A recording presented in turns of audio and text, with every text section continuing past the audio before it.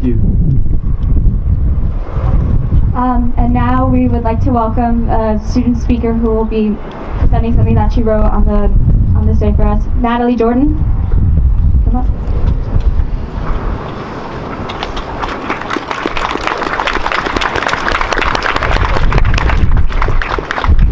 I've never spoken in front of so many people, so let's hope I don't mess this up. Okay. Hello, for those of you who don't know me, my name is Natalie Jordan, and I want to thank you all for coming to this walkout today. I would like to start my speech with a disclaimer. I am an unpaid demonstrator. These are my own opinions, not influenced by my parents or any policymakers.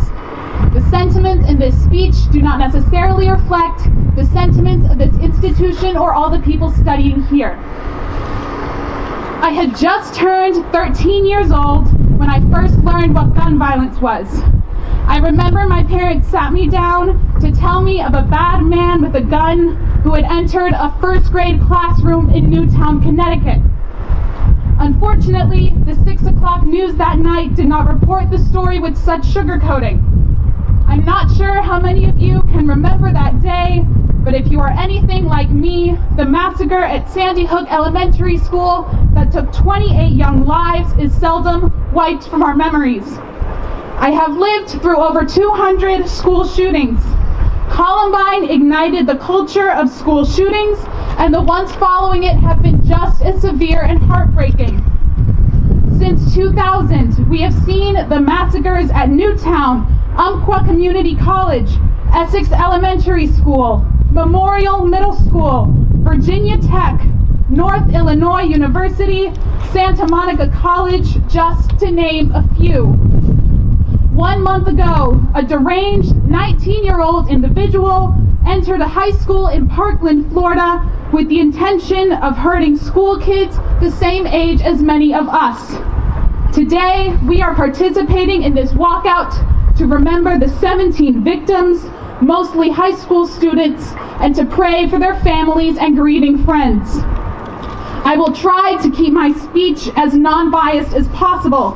If we start to talk politics on this issue, it makes us no better than policymakers who only send thoughts and prayers to gun violence victims as an excuse not to change policy. It makes us no better than angry mothers on Facebook calling this walkout ineffective or stupid because us kids don't know what we're talking about. We are here today not to show that we are all Democrats or Republicans, but to let policymakers know something. We, the students, insist that weapons of war have no place in the hands of teachers, students, or members of our community. Today, we are demanding for common sense gun reform. Answer me this: why are there more licenses and requirements to buy alcohol at 21 years old when a teenager can walk into a Georgia gun shop and acquire a firearm without any of these criteria? No gun permit, no gun license, and a very loose age restriction. Policymakers are reiterating that an American's right to bear arms should never be infringed. Please let it be known that I am not against the Second Amendment. My father is a gun owner, and our family traditions like bird hunting, skeet shooting, and bird dogs are a reality because of an American's right to bear arms. The Second Amendment has shown me responsible gun ownership, not the abuse of a right that defies logic. What is more sacred to you, the Second Amendment and the firearms it protects, or a student's life? Why did firearms outnumber U.S. citizens just 2 years ago, and why do the number of firearms continue to grow at the rate that they do? We have broken the global record a dozen times over with the most assault weapons and instances of gun violence in this country. This is not the Second Amendment, because I believe the founders of this great country would be appalled by the abuses committed in the name of the Second Amendment we are seeing today. Say what you will, but I see there no use in society for AK-47s, Galil 3s, AR-15s, or semi-automatic weapons. These are weapons intended for war. And to those who try and justify the ownership of these weapons under the umbrella of protecting themselves from the government, I've got news for you. No amount of assault weapons will put you superior to the government's nuclear arsenal.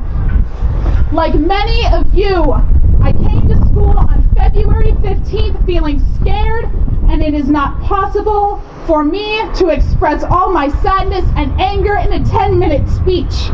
I was scared for my friends and family living across the country and the potential instances of gun violence that could affect them.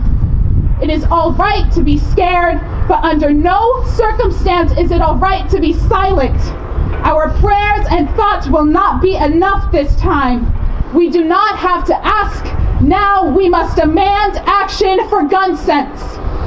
A gun in the hands of an inexperienced teacher is just as frightening as a bad man with a gun entering my school.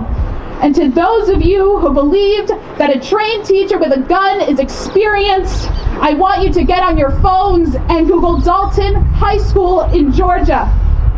For those of you who don't know, about 2 weeks ago, a social studies teacher at Dalton High School fired his concealed weapon, one that he had been approved to carry when he got angry at a student.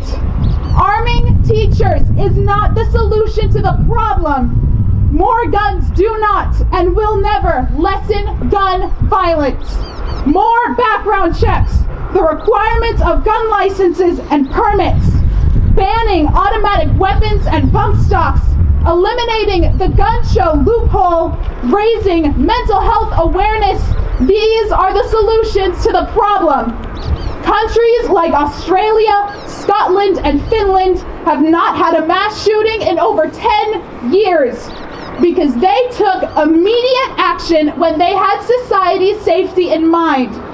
So may I ask, why, as of 2 days ago, are the lawmakers in Washington refusing to make large changes to gun laws in this country? When will they hear our cries saying not one more, that we have had enough?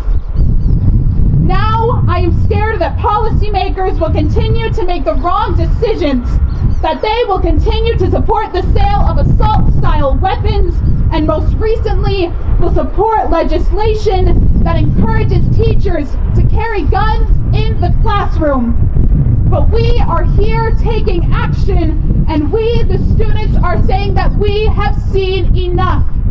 We are here today because Columbine, Virginia Tech, and Parkland could have been us, and we refuse to become immune to the unsettling reality of this systematic murder. May I ask, policymakers, why is it illegal to have a gun in the Capitol building in Washington or the very state capital of Georgia when weapons are still legal at Georgia colleges? For those of you who may not know, Georgia, among many other states, approved House Bill 280, or campus carry, in 2017. This law dictates that university students can carry concealed weapons on their campus. And here is what I have to say about that. Why is their right to carry a gun more important than my right to pursue my education without being surrounded by firearms? This law was not put in place for students to defend each other. It was made for students to feel locked and loaded and trigger happy. I stand here today to emphasize that us students should be heard, not armed. Through their actions, lawmakers have shown us whose security they are truly fighting for. And now we, the students, are demanding a change. We will stand together at the March for Our Lives on the 24th of March at the Capitol building, like we will stand together to remember Columbine on the 20th of April, and we will not stop until we are heard. Today, we are not participating in this committed effort as only the Atlanta International School, but as all students and people who have been affected by this issue. I want to thank the school administration for supporting this walkout and for continuing to encourage activism and safety in our community. Seeing all of you here today has given me hope that the resistance will persist and we will not be silenced until we are heard in Washington. Thank you.